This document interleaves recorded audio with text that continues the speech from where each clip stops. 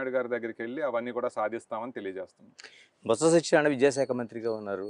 నాడు నేడు కార్యక్రమంతో ఒక పిక్చరైజేషన్ చూపిస్తున్నారు. ఇవన్నీ తెలుగుదేశం పార్టీ కనిపించడం లేదు అసలు.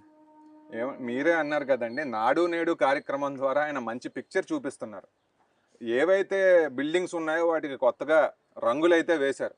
మంచి రంగులో ఏ రంగులో మరి మాకైతే తెలియదు, కానీ వాళ్ళ కార్యకర్తల్ని కాపాడుకోవడం కోసం ఆ పథకం అనేది పెట్టి ఆ కార్యకర్తలందరికీ కూడా వేల కోట్ల రూపాయలు సంపాదించి పెట్టారు ఈ ప్రభుత్వం. కానీ ఎన్ని అదనపు స్కూల్ బిల్డింగ్లు కట్టించారు, ఎన్ని అదనపు స్కూల్ రూమ్స్ కట్టించారు అనేది వాళ్ళు బయటకు వచ్చి చెప్పగలరా?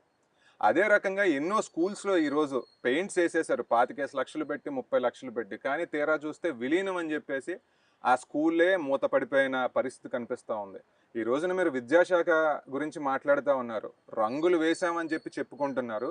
ఆ రంగులు వేసింది కూడా కార్యకర్తలు జోబీలు నింపగడానికి అని చెప్పి మేము చెప్తా ఉన్నాం. అదే రకంగా స్కామ్స్ కూడా చాలా హైగా జరుగుతూ ఉన్నాయి. ఈ రోజున విద్యాశాఖ ఇస్తూ ఉన్న ఫ్రీ బుక్స్ ఏవైతే ఉన్నాయో రేట్లు పెంచేసి ఇస్తున్నమాట వాస్తవం కాదా?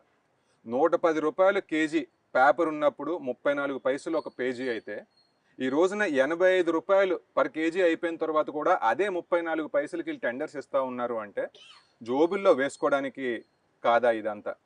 రెండవ అంశం, ఈ రోజున విద్యా కానుక కిట్లు ఏవైతే ఇస్తున్నారో ఆ బ్యాగులు పిల్లల దగ్గర ఎన్ని రోజులు ఉంటున్నాయండి?